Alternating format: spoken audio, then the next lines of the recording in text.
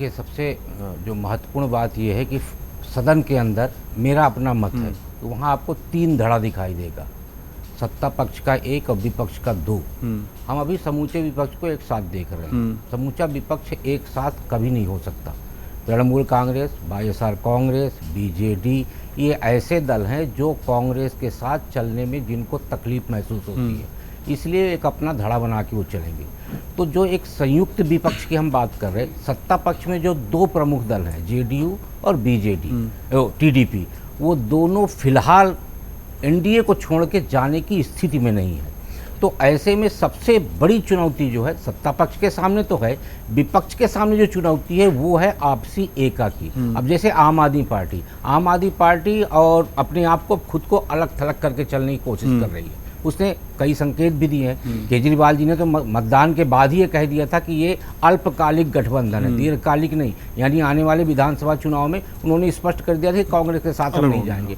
तो इसलिए हम संयुक्त विपक्ष की जो संकल्पना लेके चल रहे हैं, तो पहले तो विपक्ष के सामने चुनौती है कि विपक्ष को एका करके चलना होगा, और जब वो एका करके चलेंगे तब सत्ता पक्ष पे नकेल डाला जा सकता है। मैं नकेल की बात कर रहा हूँ, तब उस सत्ता पक्ष पे आप नकेल डाल पाएंगे।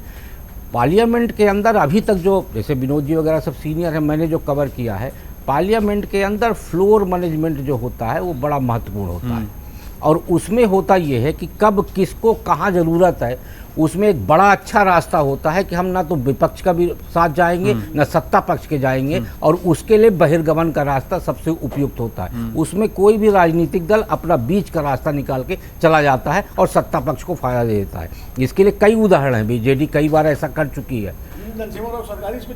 हाँ, तो मेरा मानना ये है कि सदन को लेकर जो उत्साह विपक्ष में दिखाई दे रहा है, वो उत्साह तब कायम रहेगा जब विपक्ष जो 2 धड़े दिखाई दे रहे हैं उसमें एकाकार होगा।